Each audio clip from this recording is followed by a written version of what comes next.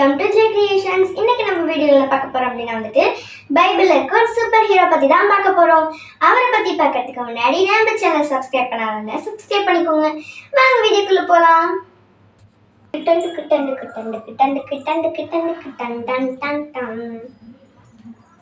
Hi Lakshana, எப்படி இருக்க? நல்லா இருக்கப்பா. என்ன இந்த பக்கம்? ஒன்றும் இல்லை, சும்மா ஒன்று பார்க்க தான் வந்தேன்.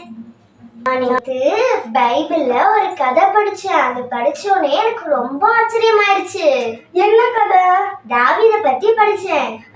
தாவீது கோலியாத்தை கொன்னாரு, அந்த கதை தானே? அதான் இல்ல, தாவீதோட அப்பா பேரு ஈசாய். ஈசாய்க்கு தாவீது கடைசி பையங்கிறதால அவரை ஆடு மேய்க்க போட்டாரு. என்ன ஆடு மேய்க்க போட்டாங்களா? அவங்க ஸ்கூலுக்குலாம் அனுப்பலையா? அந்த காலத்துல ஸ்கூல் எங்க லட்சணா இருக்கு? நான் அந்த காலத்துல பிறந்திருக்கலாம். எதுக்கு? ஆடு மேய்க்கிறதுக்கா? இல்ல, கதையை சொல்லு.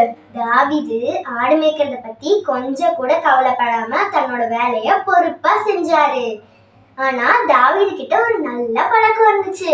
என்ன பழக்கம்? ஆண்டவரை பாடுறது, பாட்டு எழுதுறது, துதிக்கிறது, இந்த மாதிரிலாம் செஞ்சாரு. அது ஆண்டவருக்கு ரொம்பவே பிடிச்சிருந்துச்சு. அப்படியா? அப்படி இருக்கும்போது ஒரு நாள் தன்னோட மந்தையில இருந்த ஆட்டுக்குட்டிய ஒரு சிங்கம் வந்து கவ்விருச்சு. அச்சோ! அத பார்த்தோன்னே தாவீது ஆண்டவர்கிட்ட பிரேயர் பண்ணாரு. ஏசப்பா, இந்த ஆட்டுக்குட்டியை காப்பாத்த எனக்கு பலன் தாங்க அப்படின்னு ஏசப்பா கிட்ட பிரேயர் பண்ணாரு. ஆண்டவரும் அதுக்கு பலன் கொடுத்தாரு.